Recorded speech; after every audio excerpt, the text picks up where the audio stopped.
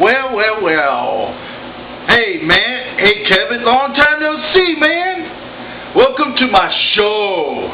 Welcome to the Landaux Show. You know I'm Alan Longenberger, but I just call it the Landaux Show. Well, I love Star Wars, as you know, and I combined that from Landau Calrissian to the Bayou culture around here with the Cajun touch and put an O on the end, A-U-X-O, you know, like Thibodeau, like bro.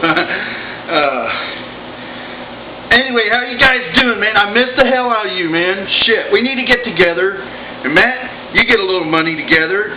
Kevin, you get a little money together, and whoever else, and we'll do some bird hogging, mama. I'll never forget that messed up phone you used to always call me on back in 1990 when you lived with Daryl, and it had a real that phone was so screwed up. God, I could barely understand you on it, man. It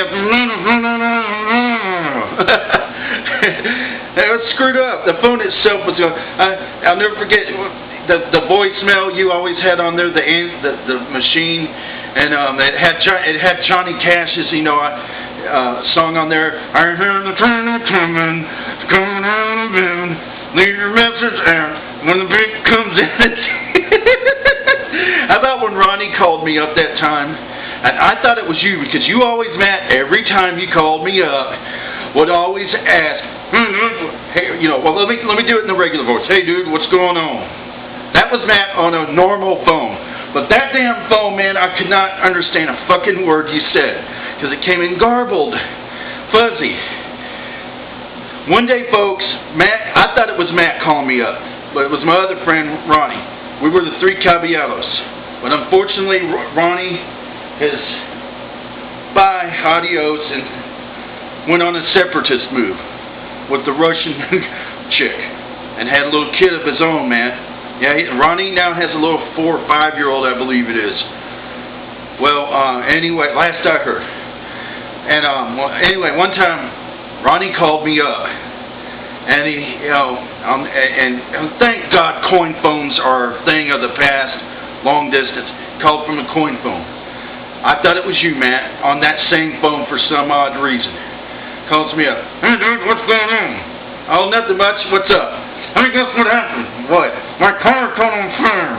What? Your car caught on fire. Your car caught on fire? Yeah. Well, how could that happen, man? It has a new motor in it. No, it doesn't. It's 20 years old. What do you mean 20 years old? It's an 83 model, because that's when you had that Thunderbird, man. And they call 83.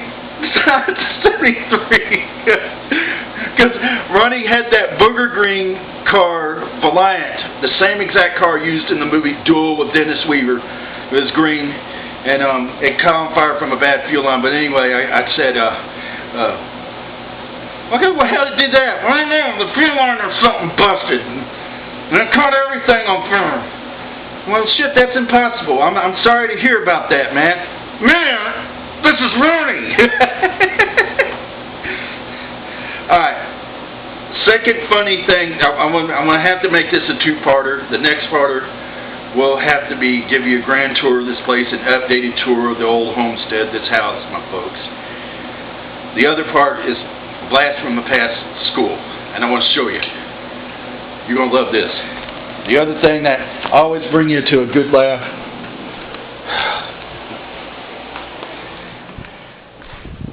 Here we are. Remember this? Mr. Holland, our shop teacher.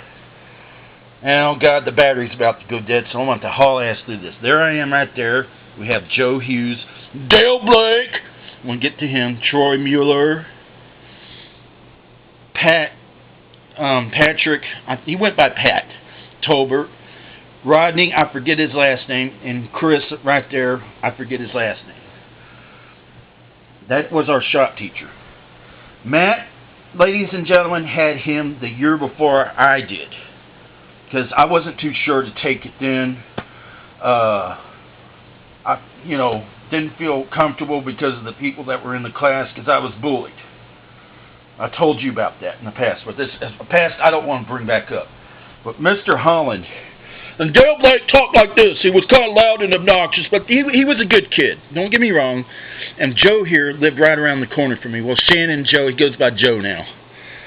Troy and Rodney, they were cool unless you did something stupid and gave them the reason to pick on you. Pat, I'll get to that later. There's a dark past on his part. Chris was cool. They were all pretty much cool, even me. But Mr. Holland here talked with a kind of sluggish country redneck accent, which I respected. That he was a good teacher, man. He taught me how to, rebuild a motor. This was small engine and basic auto repair course. Matt had it the school year before I did. Okay, keep that in mind. Well, it was the first day of class. And Mr. Holland right here, and God bless him, he's no longer around with us, folks. I think Matt, if you can correct me later on, when did he go? I think he passed on like about early 90s, I think, late 80s, early 90s. But this is 1984, my junior year. Mr. Holland had 2 classes, a morning and an afternoon, because they were 2-hour classes, I believe, yeah. And, 2 hours. The damn thing's been cranked up. Well, Mr. Holland sat us down in the class. See, this is the shop itself, and we're not in the class. The classroom part had chairs and everything like that, and he had his big desk. And, Dale was the control freak. Like Mr. Holland would say, it's time for break. Dale would yell like a foreman, break! Mr. Holland, okay, first day of class, I need to hurry up through this. I don't mean to, but shit, battery's going low, and the more minutes I take, the longer this takes for it to upload to YouTube. Mr. Holland had us all down, was reading the rules of the class as you get to every goddamn 6-period, hour class. Alright, now I have to go over these rules here with you guys, so I want you to listen close. Rule number 1, make sure you follow all classroom procedures according, this and that. I really forgot what it was until we got to rule number 3. Rule number 2, make sure you're dressed orderly, blah, blah, blah, blah.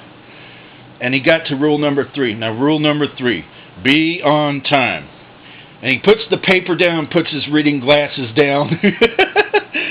Now, guys, I prefer to have you in your seat in here about 2 minutes before the tardy bell rings. Because last school year, we had a lot of problems with some people that would run in here about 10 seconds before the bell rang, and it caused all kinds. And Dale cuts in and goes, no, it was just Kelvin and Matt. They would always run in here. They would always just Kelvin and Matt. But anyway, well, yeah, but I prefer for you guys come in here. And when he said Kelvin and Matt, because Matt, my best friend, you of course hung around with Kelvin Edwards, who is the size, or almost the size, of wrestler Mark Henry. I kid you not. And Kelvin and they were both on the football team. Right, Matt? Correct me where I'm wrong. If you want to comment down there, Matt, from your story, your side, go for it, man. But Mr. Holland explained the rule, and Dale Blake said, well, no, it was just Kelvin and Matt. They always run in here late. And I laughed, and I said, you mean Matt Morgan? Yeah. Oh, shit.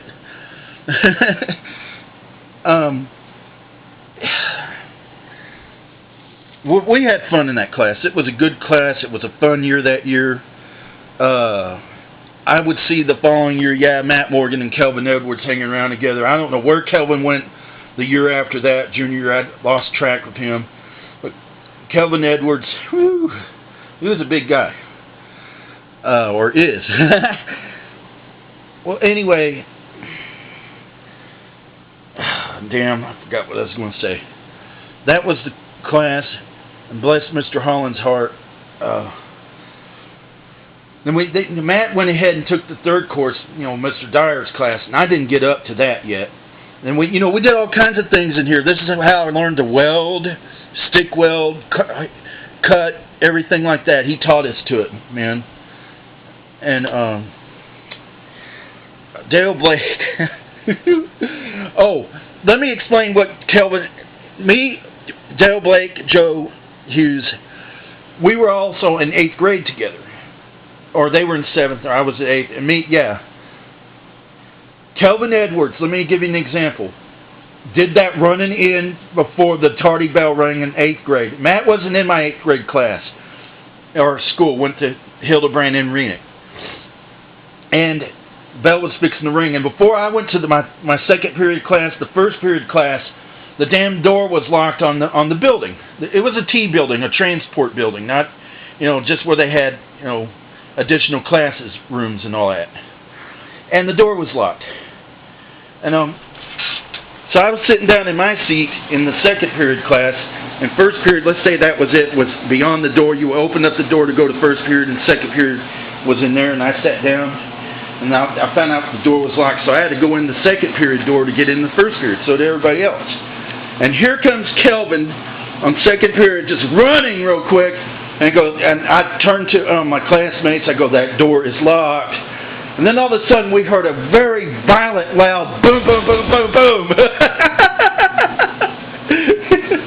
I'll never forget that. Matt, I hope you enjoyed this. There's more to come. Feel free to browse through the rest of my videos. Till next time.